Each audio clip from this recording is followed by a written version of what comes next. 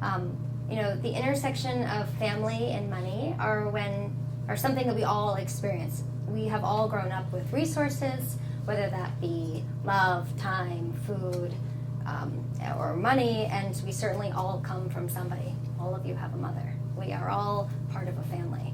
And in that experience, thinking about who we are, so much of that is because of what we have experienced. Our nuclear families play significant roles in helping shape us in that way. So what I intended to do here today was to show you, as you so eloquently said, there are lots of messages that come to us directly or indirectly. And as small children, we don't necessarily understand where they're coming from, but we make meaning of them, pack them away, and this is how we construct our worldview. So thinking about, as adults, an opportunity to get a sense of what our worldview is on this issue, and think about where that's come from, and figure out what messages work for us that we want to carry forward and foster in others, and what messages are no longer serving us. What are those that we want to wrestle with or let go of, or at least maybe not foster in those that we're responsible for creating messages for. Our legacy and values are more powerfully told by telling stories than they are of the cards that I have, or a family values statement, or a mission statement.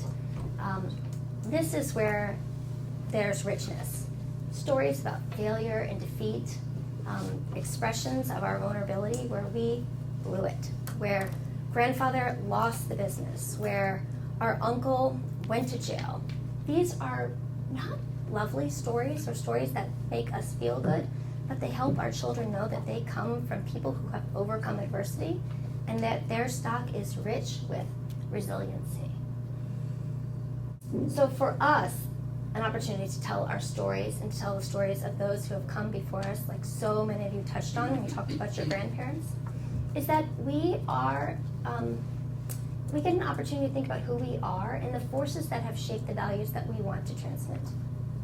For your kid who lives in a very big home and has very nice things, to go to a home that is still very joyful, but maybe in an apartment or maybe in a very tiny house, expands their worldview and understanding of how resources can be or may not be tied to happiness or success or connection. So philanthropy and volunteerism, I think, are great ways to also expand our worldview. How do we see ourselves outside of the communities in which we exist? How do we enter into those respectfully? See what is not evident in those communities, what is absent, but also what is there, that there is innovation and richness and joy and connection in places where there is also a lot of need. So to appreciate that just because we have resources doesn't mean that we are always better. Creating practices around gratitude and generosity, this is huge.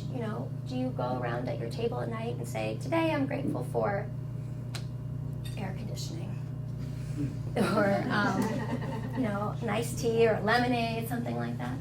Or I'm grateful to be with smart, bright people who are asking challenging questions. I'm so glad that's my job.